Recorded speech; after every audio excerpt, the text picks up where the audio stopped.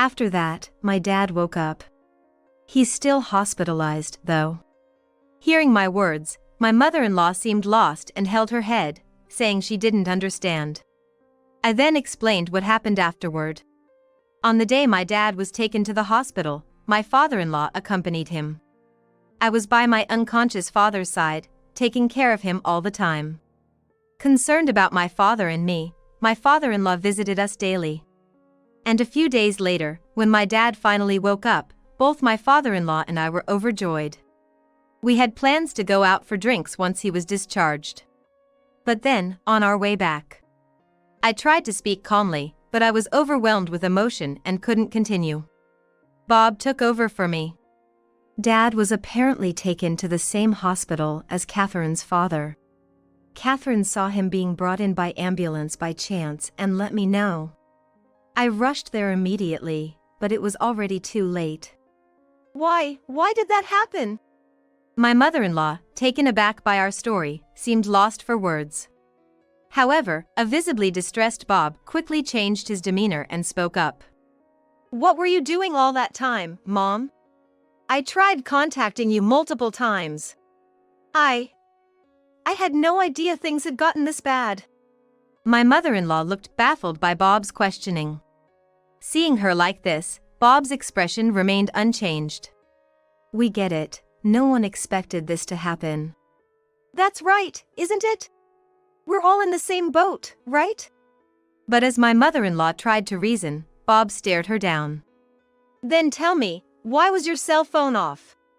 What? I mean. Hearing Bob's words, the mother-in-law turned pale. Yet, undeterred by her reaction, Bob continued speaking. I kept calling, but your phone was always off. And when I finally thought I got through, no answer. You didn't even call back. What's that about? My mother-in-law was at a loss for words. And she stayed silent. But Bob wasn't finished. Why didn't you tell us you were going on a trip in advance? Who were you planning to go with? At least tell us where you're headed. Sure, you're an adult and don't need to tell us everything, but we would have liked to know, especially given what happened. Bob shared our feelings on the matter. Upon hearing this, my mother-in-law responded. I went on a trip with a friend. But as far as I know, I contacted all your friends. None of them were with you. They even said they didn't know where you went. Bob kept pressing for answers. I've made new friends recently. Ones you don't know about. She seemed determined to counter Bob's accusations. But Bob wasn't backing down. Is this him? Bob asked, showing her a photo of a man walking arm in arm with my mother-in-law. Seeing the picture, her face went pale. He's just a drinking buddy. Not the one I traveled with. Bob replied with a meaningful tone. Seems like you're quite close for just a drinking buddy. There's nothing between us. Sure, we're close, but not in the way you're implying.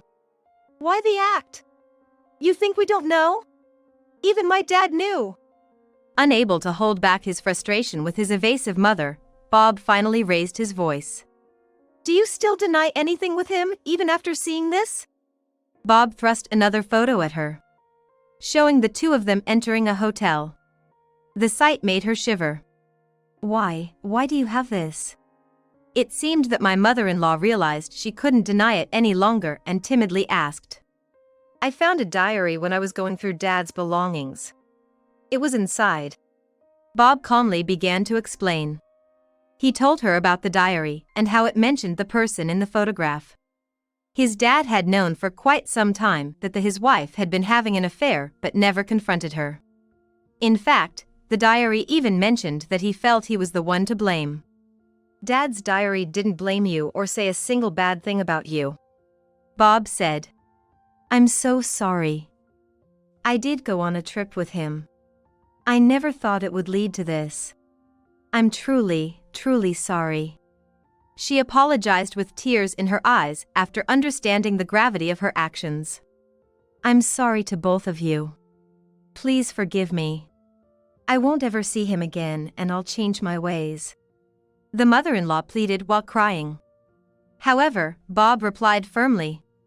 Even if Dad forgave you, I will never. Hearing this, the mother-in-law collapsed on the floor, sobbing uncontrollably. Yet, we left her there and exited the house. Later, Bob told us about a local bar that was mentioned in his father's diary. He went there and discreetly asked around. Apparently, the mother-in-law hadn't been meeting with the man she traveled with.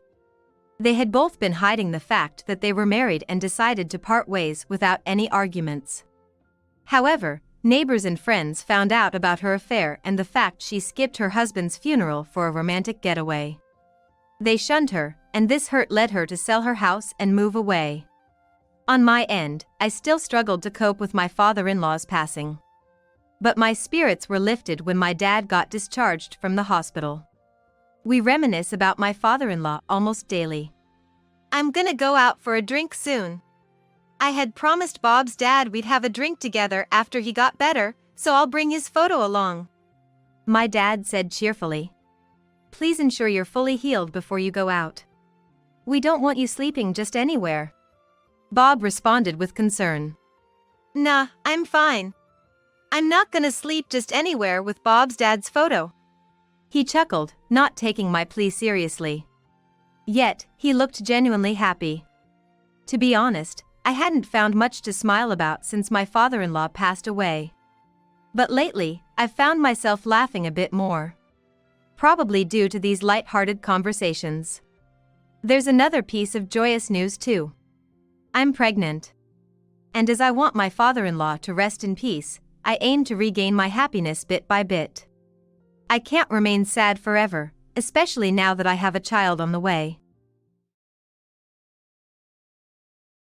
I'm not exactly pretty-faced, and to be blunt, I'm overweight. Yet, despite this, a man married me, a man I genuinely loved. Now that I'm pregnant, he told me.